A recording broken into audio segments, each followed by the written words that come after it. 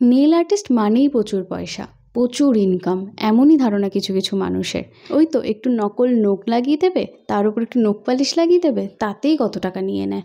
বাবা, এত টাকা দিয়ে কেন যে করায় সবাই! আসলে যারা করায় তারা জিনিসটা বোঝে এবং জানে, তাই তারা এই অ্যামাউন্টটা দিয়ে করায়। আপনারা বোঝেন না তাই আপনাদের এটা মনে হয়। এগুলো তো ওই পাড়ার দোকানের নখ পালিশের মতন হয় না, তাই না? কারণ কদিন পরে যদি আবার উঠে যায়, আপনারাই আবার বলতে আসবেন, হ্যাঁ কি করে দিয়ে গেলে, এই তো করে দিয়ে গেলে, উঠে গেল, তার মধ্যে এই হয়ে গেল সেই হয়ে গেল। আপনারা তো তখন কথা শোনাতে ছাড়বেন না। তাই আমাদেরকে অনেক কষ্ট করে টাকা জমিয়ে এই দামি দামি প্রোডাক্টগুলো দিয়ে কাজ করতে হয়, যাতে আপনাদেরই নেলসগুলো ভালো থাকে আর অনেক বেশি দিন স্টে করতে পারে।